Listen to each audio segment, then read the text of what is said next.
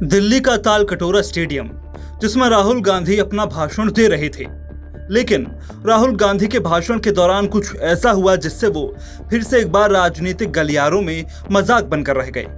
दरअसल राहुल गांधी के कांग्रेस के संविधान रक्षक कार्यक्रम के दौरान 6 मिनट बाद ही माइक बंद हो गया, जिसके बाद जोरदार हंगामा भी देखने को मिला। उसमें आप 5%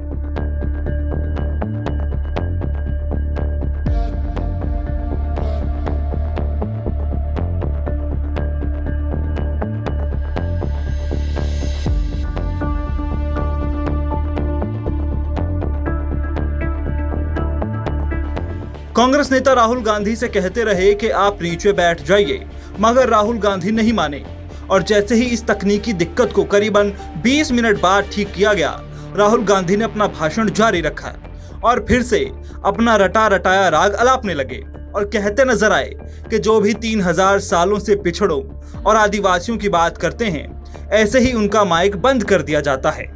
मैं आपको बताता हूं, जो भी इस देश में 3000 साल से जो भी दलितों की, आदिवासियों की, पिछड़ों की, गरीबों की बात करता है, उसका माइक ऑफ हो जाता है। माइक ऑफ हो जाता है। आपने देखा होगा, मुझे कहा, जब माइक ऑफ हो गया तो मुझे कहा, काफी लोग आए और उन्होंने कहा जाके बैठ जाइए। मैंने कहा मैं नहीं बैठूंगा, मैं ये खड़ा रहूंगा,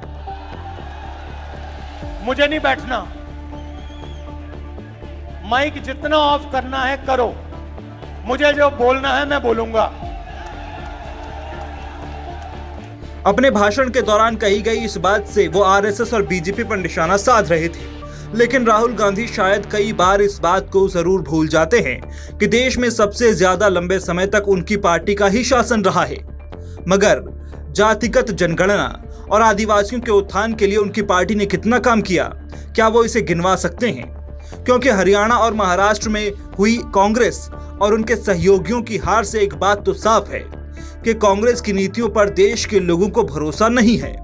आलम तो ये था कि यूपी में जब अखिलेश यादव ने उन्हें एक भी सीट नहीं देने की बात कही थी, तब कांग्रेस खुलकर उसका विरोध भी नहीं कर सकी थी। क्या तब भी उनका माइक बीजेपी और आरएसएस ने बंद करवा दिया था? लेकिन इतने सालों तक सिर्फ एक ही परिवार के चारों तरफ घूमने वाली कांग्रेस पार्टी में कितने ही आदिवासी नेताओं को कांग्रेस पार्टी की अध्यक्षता सौंपी गई, या फिर कितने नेताओं का नाम राष्ट्रपति या फिर प्रधानमंत्री पद के लिए प्रस्तावित किया गया? क्या वो समाज देश के नेतृत्व में अपना प्रतिनिधित्व नहीं चाहता? ये ऐसे सवाल हैं जिससे कांग्रेस अक्सर बचती नजर आई है, क्योंकि दूसरे पर सवाल खड़े करना बेहद आसान है। वहीं चलिए आपको एक बेहद दिलचस्प जानकारी भी दिए चलते हैं। अपनी एक किताब the rights of Indians and tribes, the basic ACLU guide to Indian and tribal rights 1992 में स्टीफन पेवर नामक राइटर ने कांग्रेस की जनजातियों के बारे में सोच को दर्शाया है। किताब में एक चैप्टर है जिसका नाम है Congress seeks to abolish tribes, relocate American Indians. मतलब है कांग्रेस जनजातियों को खत्म करना, अमेरिकी भारतीयों को स्थानांतरित करना चाहती है। आप जब इसे पढ़ेंगे तो खुद ही फैसला कर सकेंगे कि कांग्रेस की सोच शुरू से ही आदिवासियों और जनजातियों के प्रति किस तरह की रही है। newsviews.in